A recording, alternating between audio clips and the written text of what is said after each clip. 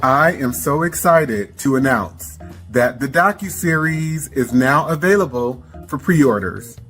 Go to DanteKing.com or to DiagnosingWhitenessAndAntiblackness.com to check it out. Go and subscribe. Get your popcorn ready for December 7th. You can also join the launch party, which will be held live through Zoom. See you there.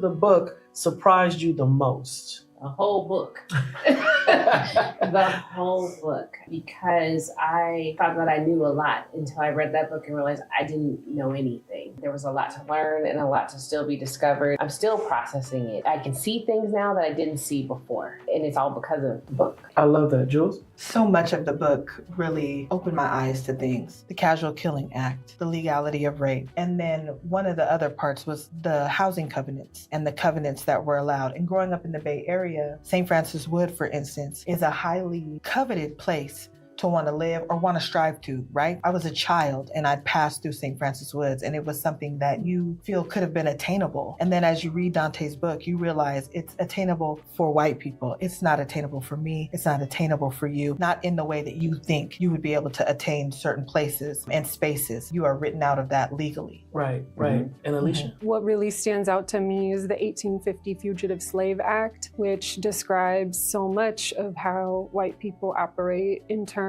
of that act deputizing all white Americans to serve as white racial police against African Americans, whether they're freed or enslaved, and getting incentivized by bounties, by slave auctions to surveil and police and criminalize Black people, and how that persists today, the obsession with it.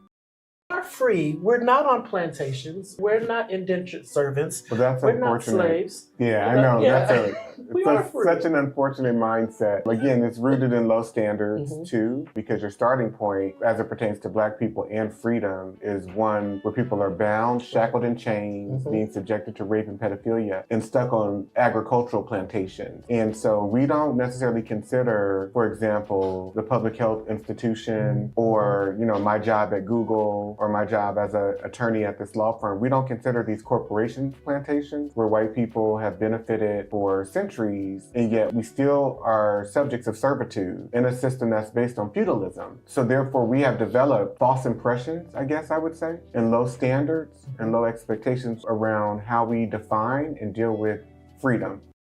The hardest about chapter 3, and what are some key pieces that stood out for you that you would want people to know about or be prepared for? The different laws and the cases and the way that the system has been set up to not protect Black women and Black boys too, and Black men as well, particularly Black women, just for us to be seen, as you said this earlier, just the vessel to give birth and then go back to work. So that shows up in how our birthing outcomes are. It shows up in how we connect with our partners, because there's this constant reinforcement of that you don't matter and you're not valued. And I think you highlight that very clearly, the lack of protection for Black women in chapter 3. I also remember in one of your courses, you asked the class, would they want to be Black women? Everyone said no, right? And that just shows me even more how reinforced it is that being a Black woman, you're at a constant state of lack of protection and also aggression as well. Yeah, and let me be very clear too, because that question was out of the spectrum of all of the identities that I presented as multiple choice answers.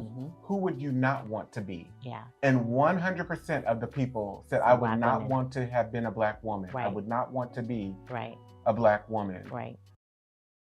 I am so excited to announce that the Docuseries is now available for pre-orders. Go to DanteKing.com or to DiagnosingWhitenessAndAntiblackness.com to check it out. Go and subscribe. Get your popcorn ready for December 7th. You can also join the launch party, which will be held live through Zoom. See you there.